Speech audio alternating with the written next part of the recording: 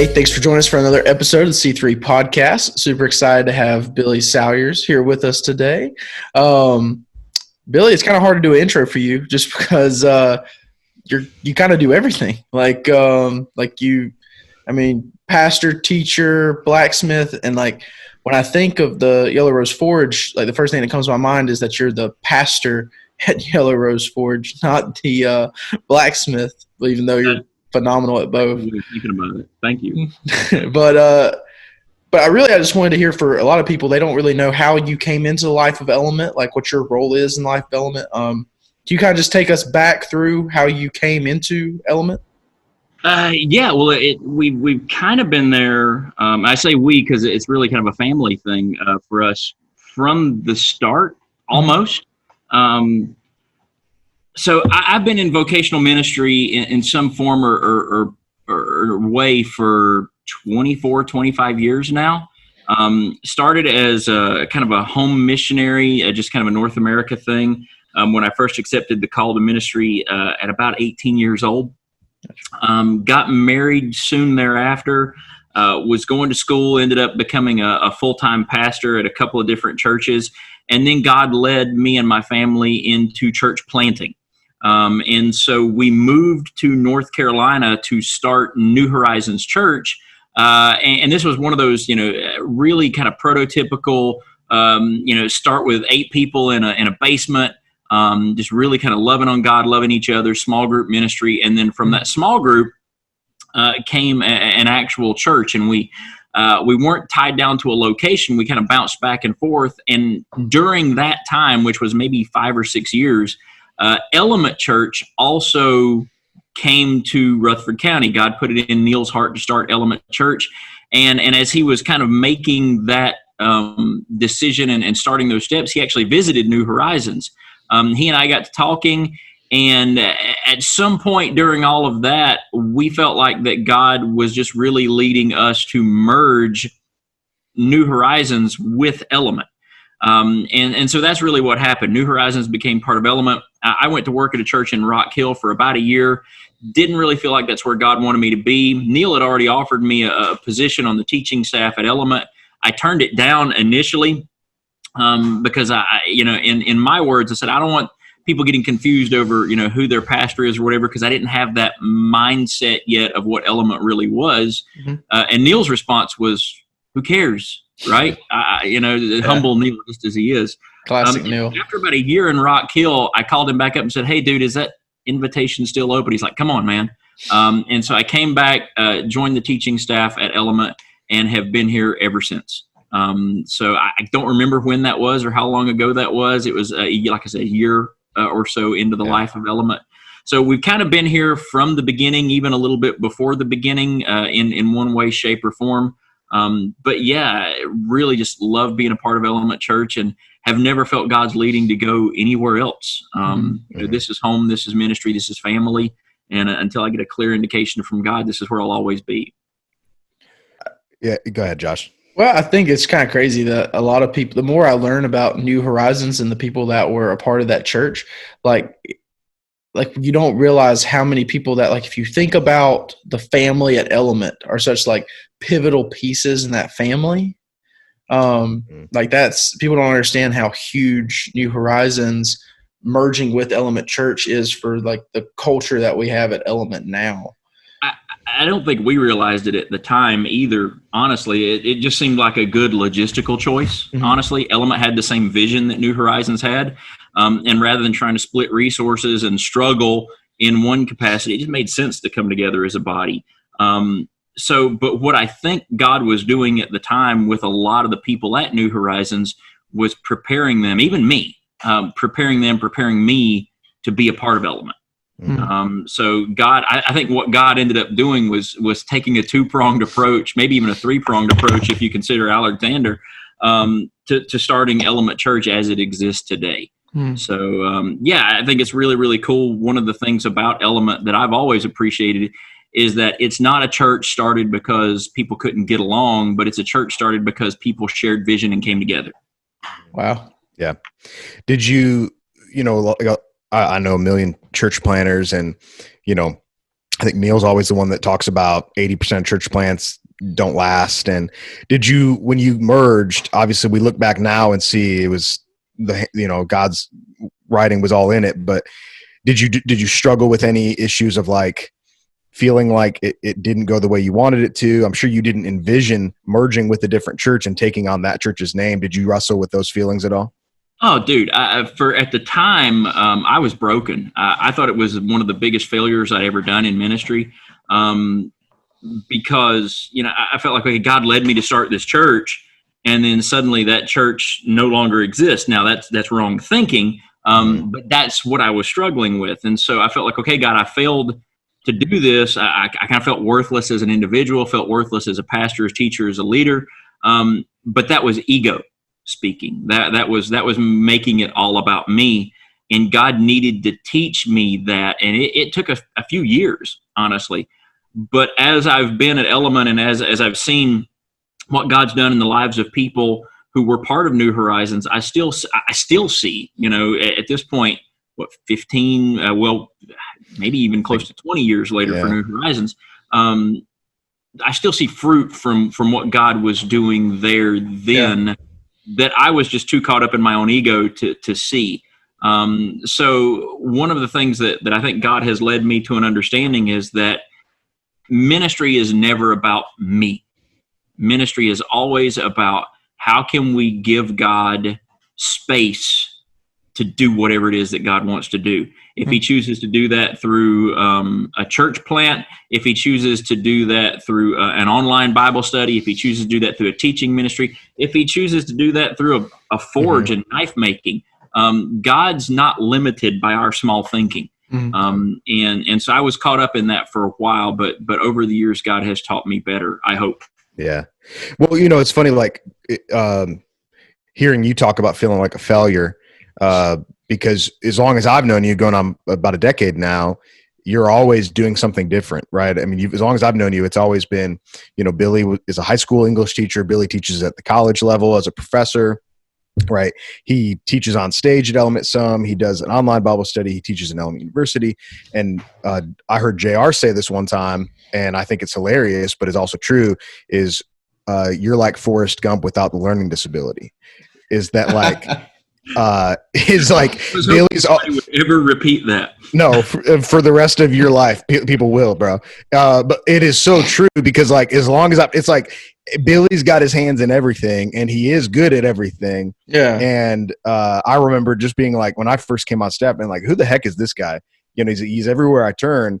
But here lately, you've really zeroed in on knife making, sword making, forging, blacksmithing, what have you. And then as is typical, Billy Salyers' MO is everything he does is for ministry's sake, for the glory of God.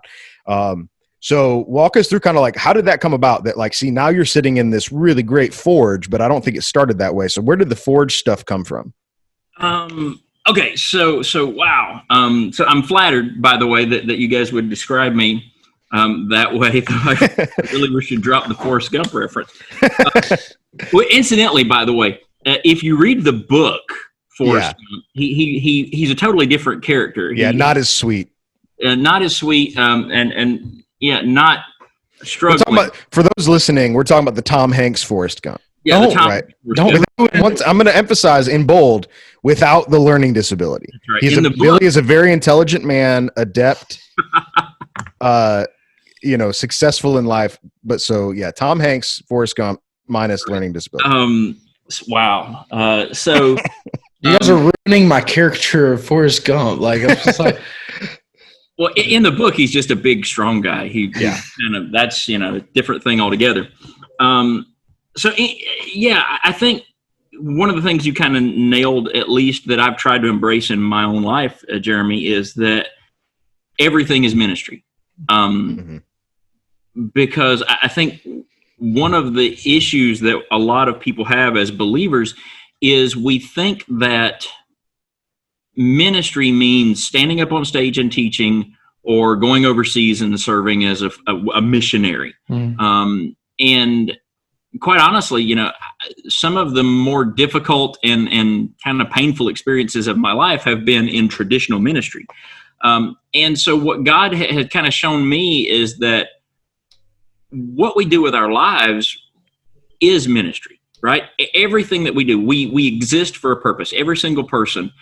I truly believe, right? And if I'm wrong, call me on this, but I truly believe that if you are alive and breathing, God has a purpose for your being here, and that purpose includes sharing the gospel. And once God is done with you, you no longer have a purpose to be here. He's not going to waste time allowing you to be here with no purpose, because he desperately wants you to be in his presence. So when your purpose is fulfilled, you're going home.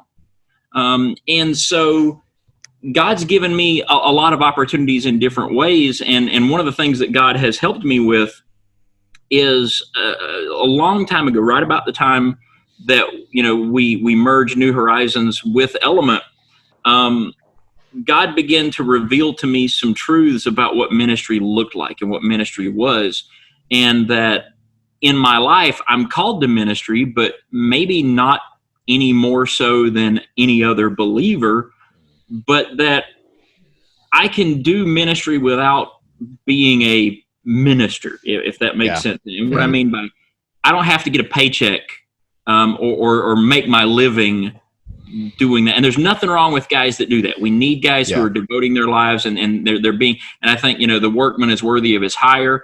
But for me, it really was, okay, grow where you're planted, see what you're doing, and serve God in whatever capacity you can, and do everything for the glory of God. So whether that was, driving a bread truck or building houses or teaching English or whatever. I mean, at this point, I've lost track of how many different occupational jobs I've had. I know it's in the 30s, maybe 40s. But whatever you do it for the glory of God. As a husband, be the best husband you can be. As a father, be the best father you can be. Lead your wife, lead your children to Christ, and honor him in those relationships.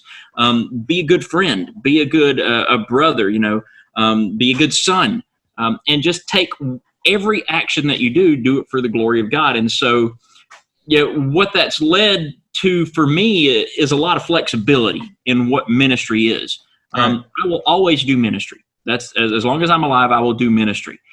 What that looks like, I guess I'm at a stage in my life where I really don't care. I'm just willing to do it. A lot of people use, for example, you ask somebody to do something that, hey, we need to do this. We're doing this for the glory of God. Will you help? And they go, well, let me pray about it. I don't need to pray about it. Right? Is it Does it align with Scripture? Yeah. Is it going to bring God glory? Yeah. Am I capable of doing it? Yeah. What's there to pray about? Right? Just do it. So that's really kind of the place where we're operating from is, okay, God just wants us to live for him, and that's not something you have to pray about.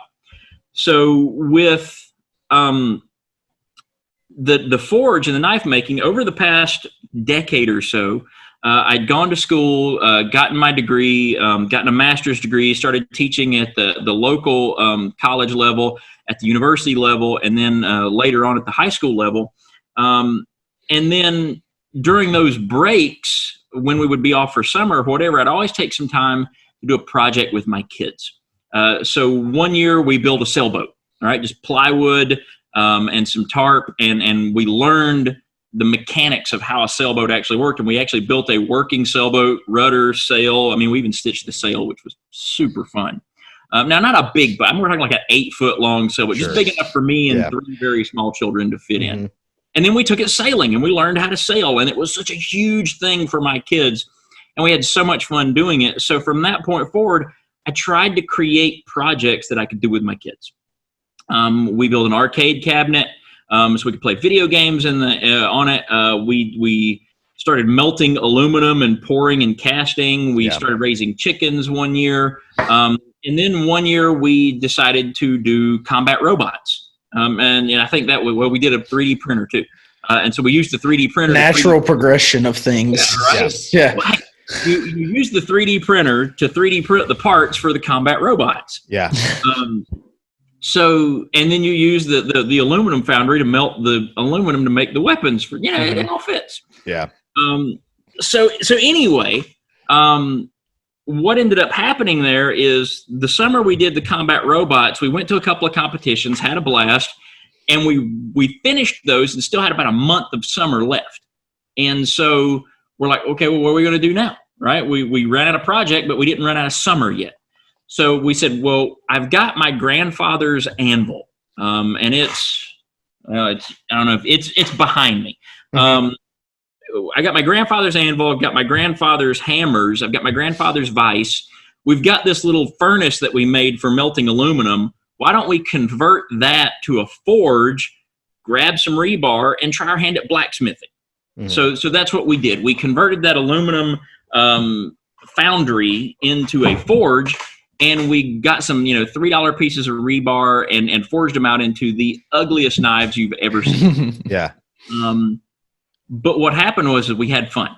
We had a blast doing it. And so it was something that we enjoyed so much that even after summer was over, we kept doing it. We're like, okay, well, let's make a pair of tongs. Let's learn how to make a hammer. Let's make, leaves.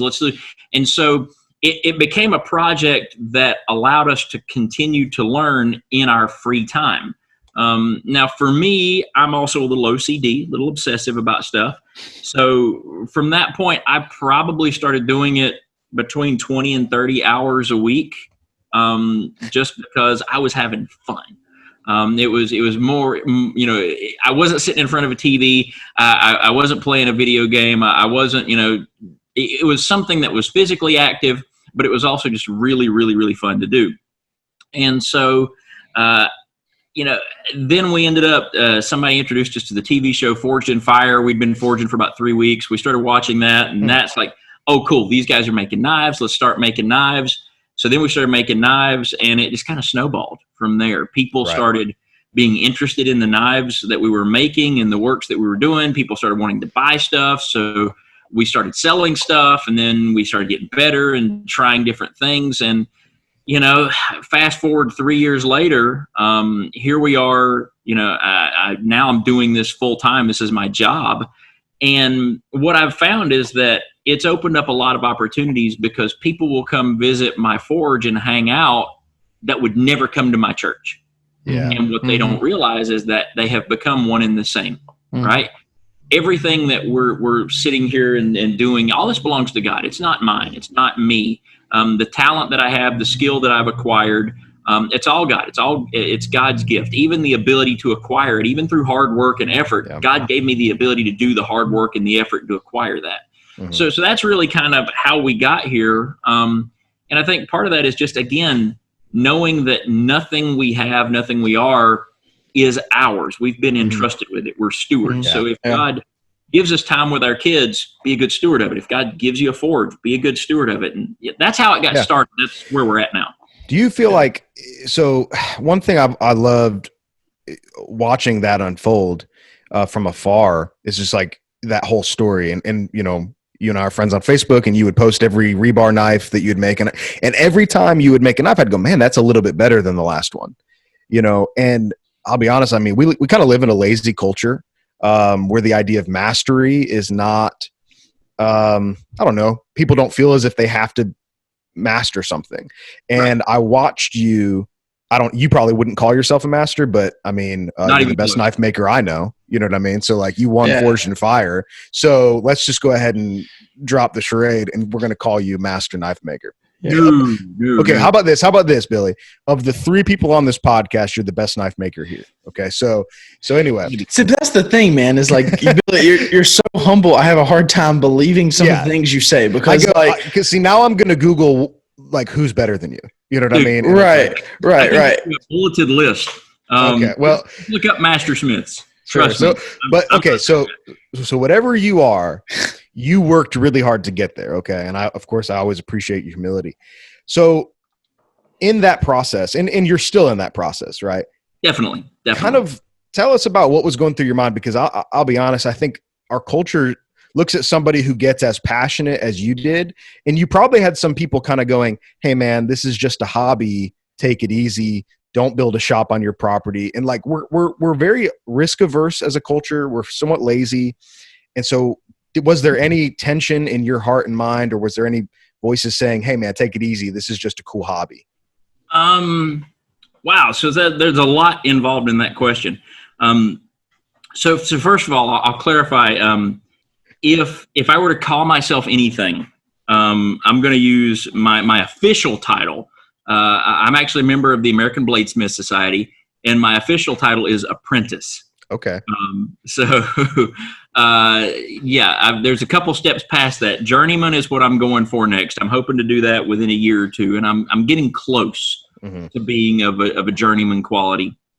And then Mastersmith comes after that, and I'm hoping to reach that title within about 5 years. Lot of work left there. I'm not anywhere close to Mastersmith yet. Whatever you say, kid. Whatever you say. I imagine the robots that you guys built. You ever watch that movie with Hugh Jackman where it's like in the future and they're fighting robots? Like, I have done that. Yeah, Real Steel, I think is what it's called. Like, I imagine that's the robot you had. Like, you and JoJo are out here just like pummeling robots. No, because you say that like, oh, I made this little knife, and then like I see like Excalibur, and I'm like, oh, okay. Yeah. Well, then everything else. We had 3 of them. So one looked like a chicken, right? It was a flat robot with a big, and the mouth opened and would flip other. We called that one flipping chicken. The other one was round and it had this big screw around the outside, and it just spun really fast, but it was red, white, and blue, and we called it the Brotator. Go figure. And then the other one had a giant spinning wheel on the front that would flip other robots because it was spinning at like 30,000 RPM, and it looked like a clownfish, and we called it Grinding Nemo. Oh, gosh. Oh, my goodness. There's so many clips in this interview, bro. There's so many great clips. Grinding Nemo. Grinding Nemo. So, gosh, what was the question again, Jared? We're talking about mastery. We're talking about mastery. So what we think is mastery in our culture is not mastery. Okay. I have a master's degree in English literature. I went to school for 5 years to get that. Now, they'll probably, remove my thesis from the library once they hear me say this. But I also have a 2nd degree black belt in Kukiwan Taekwondo. I worked harder for my first black belt than I did for my master's degree. And I earned them in about the same amount of time. And I remember the test to get my black belt. My test to get my black belt, there were 2 of us taking it at one moment, and one of us would have to do push-ups while the other one was doing his forms. And then while the other one would do his forms, the other one would do push-ups. And so you were always doing something.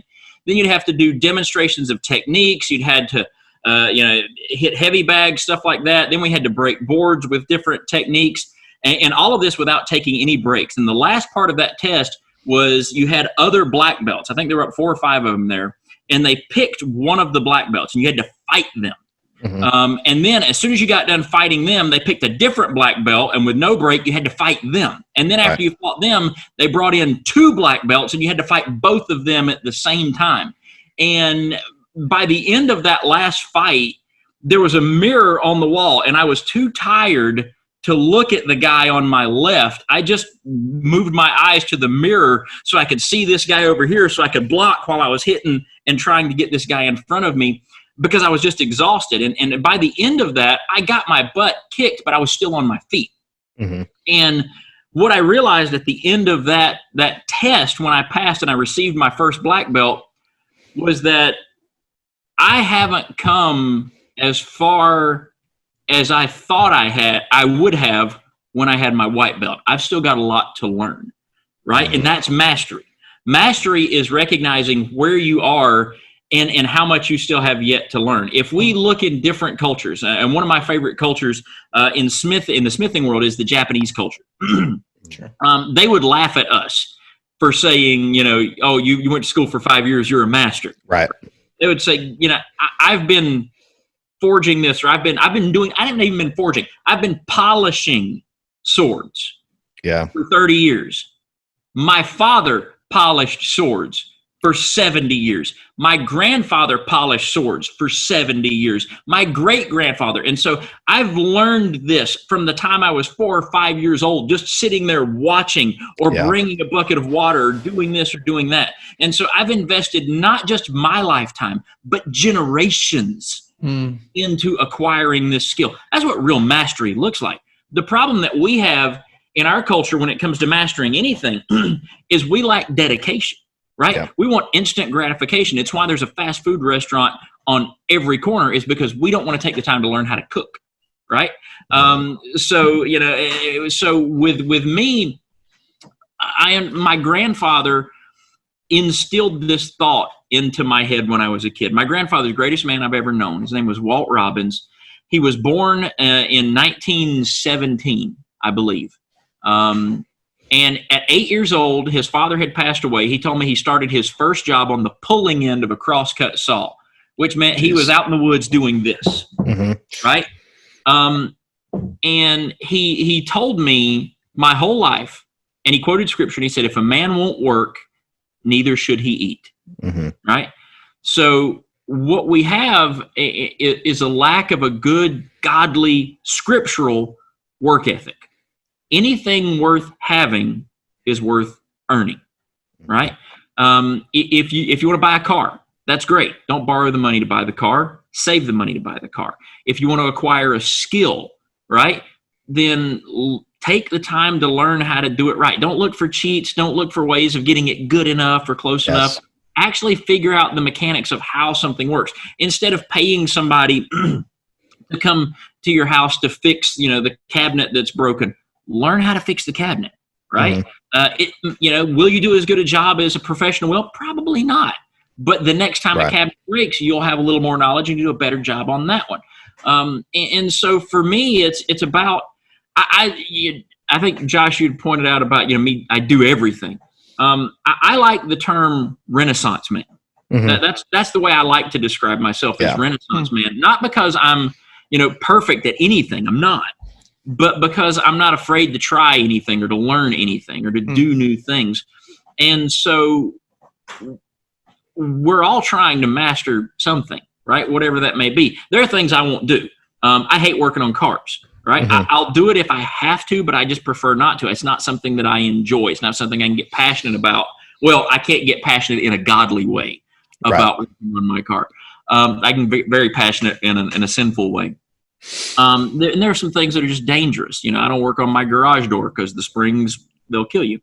But if all it takes is a little time and effort and energy, most people are just lazy, right? Most people are just too lazy to try something or to learn something, or they haven't thought about the natural ability God has given us to study and learn new things, right? Most of the things that we can do can really be brought down to almost an intellectual pursuit. You may not be necessarily gifted at doing something, but you can take the time to study and learn and do anything. And I think one of the greatest gifts God's given us is the ability to teach ourselves. This is the same reason why a lot of people struggle in their Christian walk, is because it's often too hard to learn how to live God's way.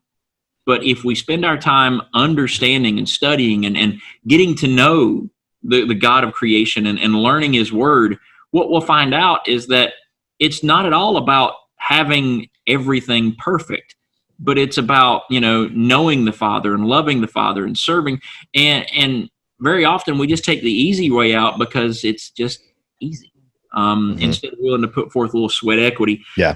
That's a long way of saying, I think mastery just comes from being willing to work. And just not being lazy about whatever the pursuit you have is, whether that be with working with your hands or not. Well, hey, Billy, you unearthed a lot of good stuff there, and we could probably have 3 or 4 podcasts discussing all that.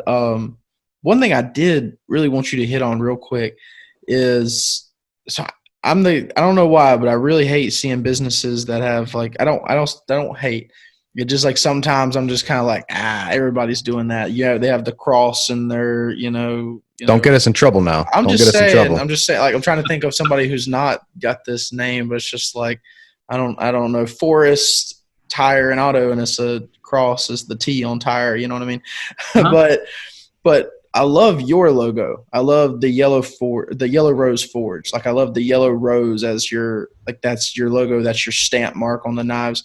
Can you just real quick just kind of tell us like where that comes from and how that is a gospel presentation in of itself? Yeah, I'll try not to cry when I do it. Yeah. A sensitive subject here. Wow. Yeah. So I'm not a very sentimental guy. I don't know if our friends and loved ones who have passed on can look down on us or not. I tend to think they probably can't, because there's so much pain in the world, and there are no tears in heaven according to the scriptures. So I just imagine that God's shielding them from all the pain and heartache that we go through, but that when we see them again, they'll recognize us. A few years ago, a little over 4 years ago now, I lost my mom. It was the single most painful experience of my life. She was everything you could ever ask for out of a mom, and she was not perfect. And our relationship was not perfect. But I never lived a moment of my life, and not a lot of people can say this. There's never been a time in my life where I thought that I was unloved, or that I thought that there was nobody that loved me, because I knew my whole life, even in those times when things were tense, I always knew my mom loved me, and she sacrificed so much, and that's a whole different story. But she sacrificed so much to be a good mother, and she died unexpectedly, and that was April before the August that we started forging. And so when we started forging and we realized that this was going to be something that we kept doing, we wanted to find a way to name the forge after my mom. And two names came up. I shouldn't say the other one, but I'm going to. One of the names that we almost used was Big Red Forge, because that was the name that I always used to pick on my mom. I'd call her Big Red, and she hated it, but she loved it. And then she would say a few things to me that I'm not going to repeat on the podcast. Right. Thank you. For me too. Let's just put it that way. Donkey would be a good way of saying it. So I decided, that's a little too on the nose and a little silly. I don't want it to seem like I'm being disrespectful. And so my mom's favorite flower was yellow roses. And so in looking at that, we also looked at a passage of scripture, Song of Solomon, chapter 2, verse 1, and it says, "I am the rose of Sharon and a lily of the valley." And that passage is the Shunammite maiden speaking. And that I didn't know it at the time, but my mom's name was Sharon. My mom's name is Sharon.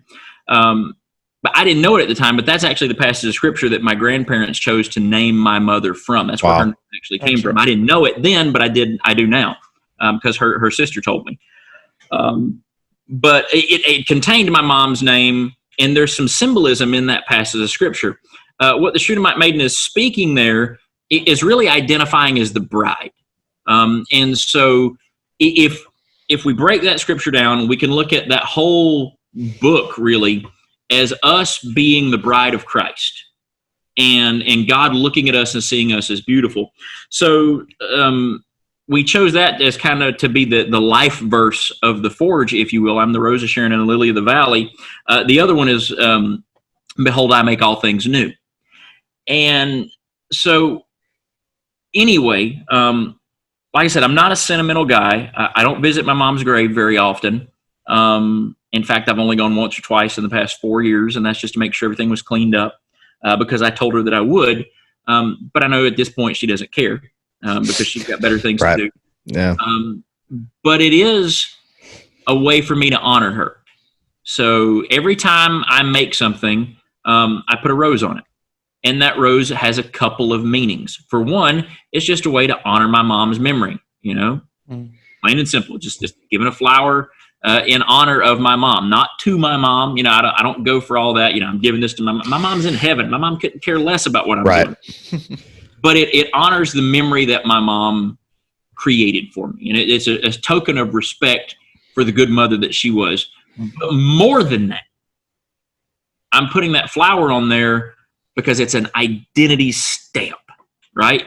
It's me declaring, this is the work of my hands, which is the work of a bride of Christ to honor him for what he's done for me. So every time I put a rose on something, it is a token of worship to God, telling him, this is me declaring my allegiance to you. And that goes on everything that goes out of this door goes with the gospel. Nobody buys a knife from me that doesn't hear the gospel or read the gospel, because everything that I send out has a card with it that explains all of that and more, and talks about Christ. And quite honestly, if somebody were to call me up and said, hey, I'd love for you to make me $100,000 sword, but let's leave Jesus out of it, I'd say find somebody else to make the sword, because it's not about money, it's about ministry. And that's what the yellow rose is to me. Yeah. Well, man, so if somebody's listening to this and they don't know you personally like we do, I think they've gotten a great picture of this kind of journey that you've gone on, even just saying like, Lord, I know you've called me to ministry, but I know it's not going to look the way it looks like for other guys. And now here you are sitting in your shop telling us the story of how, you had a great mother who instilled Christ into you, and through the process of being a great father and spending time with your kids and teaching them work ethic. I mean, your kids, by the way, we don't need to dive into this, but they blow us away. I had the honor to, be their youth pastor in their teenage years. And I was always just like, who the heck are these kids? You know what I mean? Like, why are they such hard workers? Why are they so creative? They're a little bit crazy in a good way. And it's because of you and your wife, Sheila, just instilling everything you're saying here, there. And so now you're sitting in this beautiful forge, getting opportunities that you probably never thought you would get, that just really impress all of us. I know it impresses you, and it's really a testament to just God saying, like you said, just grow where you're planted and take these opportunities I'm giving you. But it's led you to some pretty cool stuff, and we want to give you an opportunity to talk about what's happening this weekend. Hopefully, I know we live in a crazy time. I know that you're contending against COVID and all that stuff, but you're making this happen. So tell us what's going on this weekend and how, if somebody's listening to this, watching this, they could be involved. Okay. So, Saturday, July the 18th. No, it's not this Saturday. Sorry. Never mind. Yeah. Well, I didn't know when we were broadcasting this, so Yeah. I was just going to give the date so that maybe this weekend could have been a correct description. I didn't know. Yeah. So Saturday, July the 18th, next weekend, from when we're recording this, we're going to do our second annual Hammer In.